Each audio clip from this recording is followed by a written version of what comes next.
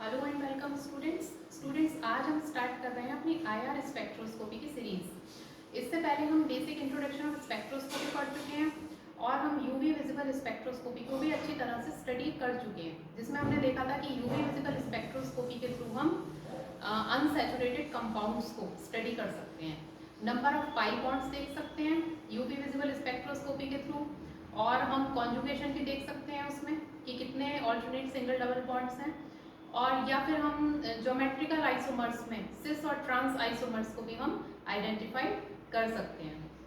तो ये सब हमने उसमें किया, बहुत सारे ऑर्गेनिक कंपाउंड्स की स्टडी की, स्ट्रक्चर की स्टडी की, लेकिन एक चीज़ जो उसमें रह गई थी वो थी फंक्शनल ग्रुप का आइडेंटिफिकेशन, जो यूवी विजिबल स्पेक्ट्रोस्कोपी से हम नहीं कर सकते थे। तो उस गैप को फिल किया आईआर स्पेक्ट्रोस्कोपी ने। चलिए देखते हैं IR spectroscopy, infrared spectroscopy. Students, इस तरह से हम एक स्पेक्ट्रम इलेक्ट्रोमैग्नेटिक वेव्स को हमने इस तरह से अरेंज कर दिया कि वेवलेंथ बढ़ रही है और फ्रीक्वेंसी कम हो रही है, इस ऑर्डर में अरेंज कर दिया, तो इसे हम बोल देंगे स्पेक्ट्रम। इस पर मैं एक पर्टिकुलर पूरा लेक्चर का मेरा एक वीडियो है, उसको मैं डिस्क्रिप्शन में दे दूंगी, आप देख सकते हैं उसे। यहाँ पर आप इतना समझ लीजिए, देखिए इस तरह से मैंने ये अरेंज किया है। गामा रेज, इस पर भी क्वेश्चन आ जाता है कई बार, तो कि स्पेक्ट्रम इलेक्ट्रोमैग्नेटिक स्पेक्ट्रम पर, तो ये गामा रेज है, x rays, UV, visible, IR, microwave और रेडियो वेव्स। तो स्टूडेंट्स, इसमें इधर की तरफ वेवलेंथ बढ़ रही है, वेवलेंथ बढ़ रही है मींस फ्रीक्वेंसी कम हो रही है, दोनों एक दूसरे के रेसिप्रोकल है। देखिए मैंने इस तरह से बताया था अपने वीडियो में पहले भी, वेवलेंथ बढ़ रही है, ये हम यहाँ पर लैम्डा इंक्रीजेस इस तरह से लिख देते हैं, इस तरह से शो भी कर सकते हैं। यहाँ पर वेवलेंथ कम है तो मैं इस तरह से बना रही हूँ ये, ठीक है। धीरे धीरे वेवलेंथ हम आगे की तरफ जाएंगे, वेवलेंथ बढ़ती जाएगी, ठीक है। कुछ इस तरह से मैंने बना दिया है, ठीक। अब आप यहाँ पर देख सकते हैं कि वेवलेंथ कम है, लैम्डा लो, और यहाँ पर लैम्डा हाई। लैम्डा लो मीन्स एनर्जी हाई होगी, गामा रेज की लैम्डा तो सबसे कम होती है बट एनर्जी हाई होती है, हमें पता है ये, एनर्जी हाई, फ्रीक्वेंसी हाई, और wave number is also high. सिर्फ इसमें लैम्डा लो है, ये तीनों एक दूसरे के प्रोपोर्शनल होते हैं और लैम्डा के रेसिप्रोकल। यहाँ पर लैम्डा हाई है, एनर्जी लो, फ्रीक्वेंसी लो, और wave number is also low. तो ये आप इसको पहले समझ लीजिए अच्छी तरह, क्योंकि ये स्पेक्ट्रोस्कोपी में हमारे हर जगह ही काम आता है। तो हमने क्या पढ़ा था इससे पहले, ये तो आपका स्पेक्ट्रम हो गया, ठीक है। इससे आप समझ गए होंगे कि लैम्डा बढ़ रही है, एनर्जी लो, फ्रीक्वेंसी और वेव नंबर भी लो हो रहे हैं, ठीक है। हमने पढ़ा था कि जब भी किसी सब्सटेंस के ऊपर हम ये इलेक्ट्रोमैग्नेटिक रेडिएशन है, ये इलेक्ट्रोमैग्नेटिक रेडिएशन जिनको हम स्पेक्ट्रम कह रहे हैं, इलेक्ट्रो मैग्नेटिक स्पेक्ट्रम, ठीक है। इलेक्ट्रोमैग्नेटिक रेडिएशंस की रेंज है, ठीक है। तो हमने पढ़ा था कि रेडिएशंस हम जब भी फॉल करते हैं किसी सब्सटेंस के ऊपर, तो उसकी एनर्जी में चेंजेस हो जाते हैं, सब्सटेंस की एनर्जी में चेंजेस आ जाते हैं।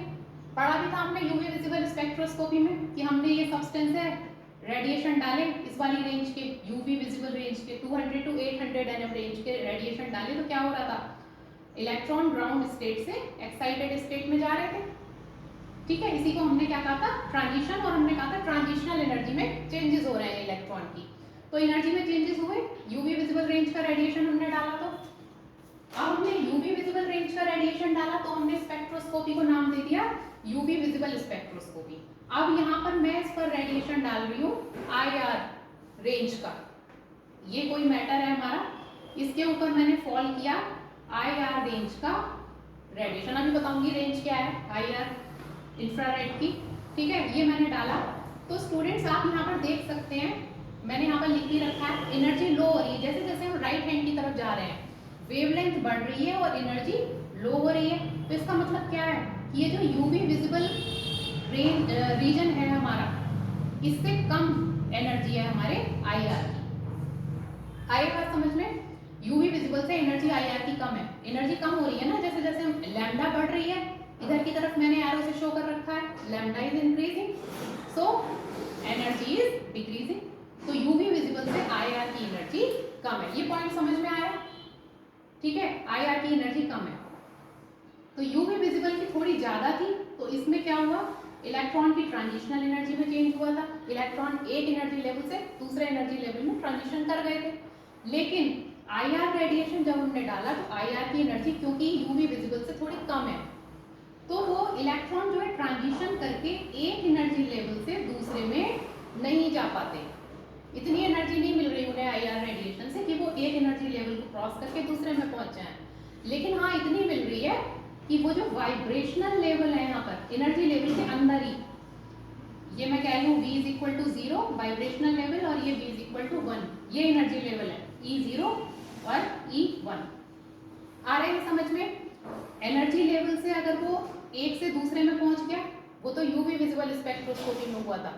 लेकिन अगर सिर्फ वाइब्रेशनल एनर्जी में चेंज हो रहे हैं, इलेक्ट्रॉन सिर्फ यहाँ से यहाँ थोड़ी सी डिस्टेंस ही कवर कर पा रहा है बिकॉज ऑफ लेस एनर्जी, तो वो किस वजह से, वो उसको क्या कहेंगे, IR स्पेक्ट्रोस्कोपी में स्टडी करेंगे। IR रीजन की जो रेडिएशन है वो इतनी ही एनर्जी दे पाती है कि इलेक्ट्रॉन वाइब्रेशनल एनर्जी में चेंजेस कर पाए। तो एनर्जी चेंजेस तो सब में हो रहे हैं बट अलग अलग तरह के, जिसमें एनर्जी ज़्यादा है उसमें किसी और तरह के एनर्जी चेंजेस, जैसे इसमें थोड़ी ज़्यादा थी तो इसमें ट्रांजिशन हो गए, इसमें यूवी विजिबल से थोड़ी कम है तो इसमें क्या हो रहा है, सिर्फ वाइब्रेशनल एनर्जी में चेंज हो रहे हैं।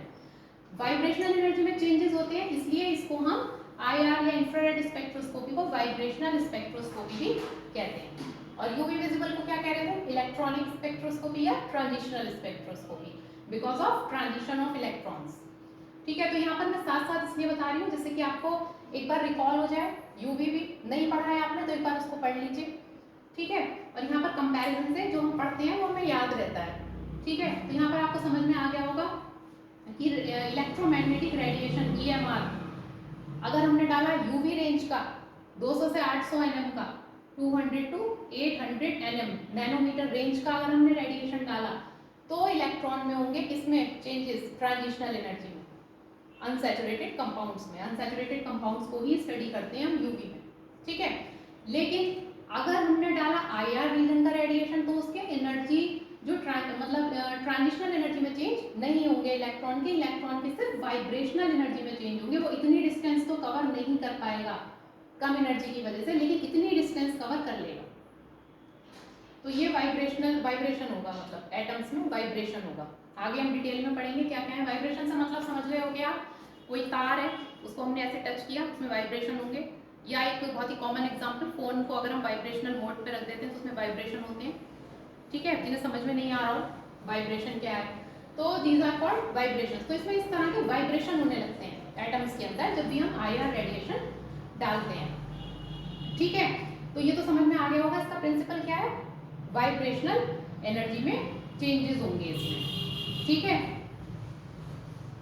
इसके बाद आपने एक चीज देखी होगी, यूवी विजिबल जब हम पढ़ रहे थे तो उसमें हम लैम्डा मैक्स को मेंशन कर रहे थे बार बार, मतलब जो हम एब्जॉर्प्शन जो हम शो कर रहे थे कि इलेक्ट्रोमैग्नेटिक रेडिएशन डाला हमने, कंपाउंड ने एब्जॉर्ब कर लिया, तो उसका एब्जॉर्बेंस जो हम शो कर रहे थे लैम्डा मैक्स से कर रहे थे। जैसे हमने बोला 280 nm है किसी कंपाउंड का लैम्डा मैक्स। ठीक है, अब यहाँ पर IR जब हम पढ़ेंगे, यूवी में तो हम लैम्डा मैक्स इस तरह से बता रहे थे एब्जॉर्प्शन, IR में कैसे बताएंगे स्टूडेंट्स, IR में क्योंकि लैम्डा है ज्यादा, देखिए लैम्डा बढ़ रही है इसलिए मैंने ये साफ नहीं किया है बोर्ड अभी, लैम्डा इज इंक्रीजिंग, जब हम राइट हैंड की तरफ जा रहे हैं लैम्डा बढ़ रही है, तो यूवी विजिबल से लैम्डा ज्यादा है, तो अगर हम लैम्डा में शो करेंगे एब्जॉर्प्शन तो हमें बड़े बड़े नंबर्स मिलेंगे।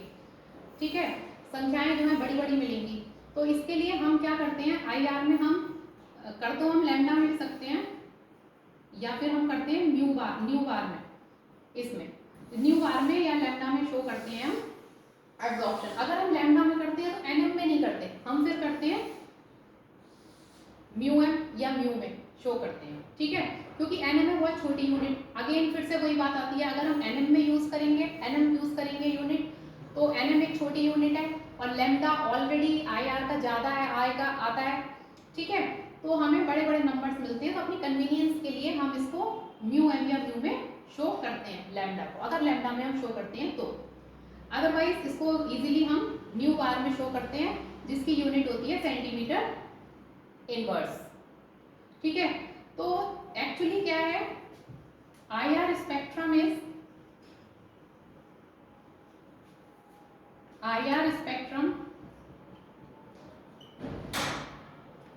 एब्जॉर्बेंस और ट्रांसमिटेंस, जितना एब्जॉर्ब हुआ रेडिएशन रेडिएशन कंपाउंड ने किया, एब्जॉर्बेंस और ट्रांसमिटेंस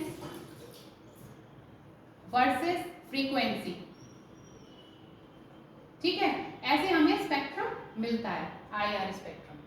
समझ में आ गया होगा ये कि यूनिट क्या है लैम्डा, या तो हम म्यू एम में, माइक्रोमीटर में, या फिर सेंटीमीटर एनयू बार में करेंगे तो सेंटीमीटर इनवर्स में शो करेंगे इसे, ठीक है। रीजन कितना है इसका, IR reason is,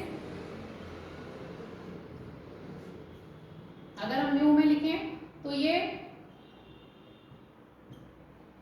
2.5 mu two 15 mu, ठीक है। या फिर अगर हम इसको सेंटीमीटर इनवर्स में लिखें तो ये आ जाएगा 400 टू 4000 सेंटीमीटर इनवर्स। ये जो रीजन है ये कहलाता है IR रीजन। अब स्टूडेंट्स, क्योंकि 2.5 म्यू टू 15 म्यू ये बहुत ही छोटे नंबर्स हो जाते हैं, तो इनकी पीक्स कई बार मर्ज हो जाती हैं, हमें इस तरह की पीक्स मिलने लगती हैं, बहुत छोटी छोटी पीक्स मिलती हैं जिससे क्लियर नहीं होता है स्पेक्ट्रम। तो फिर अगेन हम अपनी कन्वीनियंस के लिए सेंटीमीटर इनवर्स में इसको देखते हैं। तो आपको समझ में आ गया होगा IR स्पेक्ट्रम का बेसिक प्रिंसिपल क्या है। जब हम IR रेडिएशन डालते हैं तो वाइब्रेशनल एनर्जी में चेंजेस आते हैं, मॉलिक्यूल की, एटम की मॉलिक्यूल के अंदर जो एटम्स हैं उनकी वाइब्रेशनल एनर्जी में चेंजेस आते हैं, ठीक है। अब वाइब्रेशनल एनर्जी में जो चेंजेस आते हैं वो किस किस पर डिपेंड करते हैं, एनर्जी चेंजेस डिपेंड्स ऑन, ये समझ में आ गया होगा इतना, IR रीजन और spectrum. Energy changes depends on, ये जो हमारे वाइब्रेशनल चेंजेस हो रहे हैं IR रीजन के रेडिएशन डालने पर, energy changes depends on number 1 mass of atoms present in molecule, ठीक है। पहला तो एटम्स जो है मॉलिक्यूल के अंदर जो एटम्स है उनका मास कितना है। Second, arrangement of atoms, arrangement of atoms present in molecule.